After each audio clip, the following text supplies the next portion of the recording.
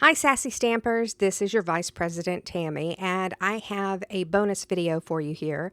I think it would be easier for us if we had some instructions on how to go ahead and do the Copic coloring on this little snowman guy. Mainly because if you have this all done in advance before we start the assembly of the card itself, it's going to be easier. So let's start with the 3 balls of the snowman. Obviously, a snowman, this is just a flat piece of paper, but a snowman would be 3 balls. So let's go in here and put the shadow in that these 3 balls of snow would create. So you're going to have a shadow underneath this middle ball. And of course, the scarf is going to create a bit of a shadow. But you also are going to have a shadow that is created by that top ball onto the bottom one. So what we're doing right now is just taking our marker, and this is a C02 if you're using Copic, and we're just kind of creating a way to fool the eye into making this look like 3 separate individual snowballs. As you can see, if the sun was shining down on him, he's looking up towards the sun catching snowflakes. He's going to have this shadow underneath the edge of his nose. Each of his little mouthpieces of coal will create a shadow, and on his shirt as well. So this, once again, is a Copic C02 marker to create these original shadows. As you can see, even just that much is already causing him to look a bit more dimensional than he was before. So now let's do a scarf. Now with the scarf, I've only got one color of Copic marker. This is an R17 red. It's actually called lipstick orange, but it's quite red. So we're going to go ahead and color the parts of his scarf that we want to be red. This scarf will be red, white, and green with the black in between when we're done. But what do we do when we only have one marker and we don't have a blending set? If you let it set for just a moment and you come back and you put another layer of marker on top of that first layer, just where you want the darker color to be, those blended layers, without even adding another color to this, will create a darker spot, which will look like you've used another marker color. Now you can do it 2 times, you can do it 3 times, but as you can see, you've already got darker at the bottom and lighter at the top, just like you used a blending group of a couple of different colors. Now let's do it with the green as well. This green marker, we only did 1 green marker just like we did with the red, because I wanted to show you guys that if you don't have a big Copic collection or any alcohol marker, whether you're using Spectrum Noir or the Stampin' Up! Stampin' Blends, if it is an alcohol-based marker, you can do the same thing, because the more layers of color you put on, the better you're going to get. Or depth of color is going to be stronger. I noticed that I didn't leave, I left a little spot there on the red that I didn't color. So I went back in and even did some more. Now when you look at this, it absolutely looks like we've blended. Now in that white part of the scarf, I went back and used my C02 to put a little bit of shadow there too. Now we're doing the same thing with the C02 marker that we did with the red and the green. This is not a darker color or a different color. This is just another layer of color on top of what we've already got down so that we can darken that. And as you can see, now Copic's, all alcohol markers really do this. When they're wet, they're definitely darker. As they dry, they tend to lighten up usually. So right now, of course, it looks a lot darker, but as it dries, it's going to look lighter. Once again, we're looking as though the light is coming down from the top. And of course, when you do that, because this bottom snowball is the largest, you're going to have the most shadows in that bottom snowball at the very bottom of it. So that was the C2 that we used to do that.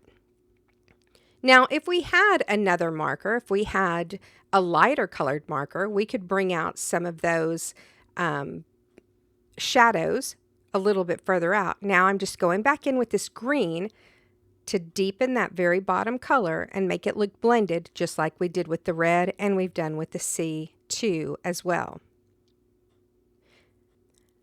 So just for fun, we're going to take this C0 marker and we're going to go ahead and bring some of this C02 out. We're going to pull from the darkest into the lightest just to create a more blended look to those shadows. Now, shadows that have a harsh edge are fine too, because especially that's what happens in real life. When we have very bright light, we have very dark shadows. But we can take that C02 like we just did and blend those out just a little bit more so it's softer. Either way looks great. But now we're going to do a blending group on the nose. So we've got 3 different colors of orange because of course his nose is a carrot. And we're going to do the very darkest at the base of his nose, the furthest from the light. The medium color will go from the dark and work our way up just a little bit further, not all the way to the end, because the very lightest orange is going to be at the very, very end. So we've pulled the darkest to the medium, and now we're going to go with the lightest marker. And we're just going to fill in that very tip. So as you can see, we could have done that with just the lightest orange marker and built that color, but when you have the 3 blending colors, you can definitely see how it works. Now I'm using this Jelly Roll pen because I want to add the little wrinkles in a carrot. We all know what a carrot looks like with the little, it's a root, so it has those little dimples into it, just to give it a little bit more of a realistic look. It's not necessary. It's a very cute image even without those added on. But also, I just wanted to darken up the stamping here. So I'm going in and I'm coloring in the dark parts of his scarf and the buttons and the kohl for his mouth and smile. And then, of course, we did the divots in the carrot.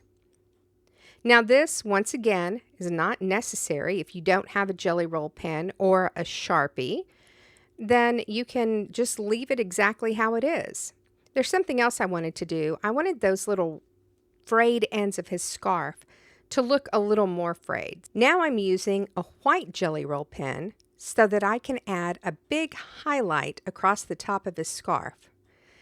So now I want to show you that very often you can come back with a colored pencil and you can just add a little bit more dimension to your Copic coloring. Once again, not at all necessary, but if you really want to deepen the colors, if you want to just add another layer of interest to your coloring, you can take one of these colored pencils. This happens to be a Prismacolor colored pencil in gray, and you can really work with that pencil on top of the Copic coloring. Now here's a tip for you. Don't go back with Copic markers after you've colored with your Prismacolor pencil.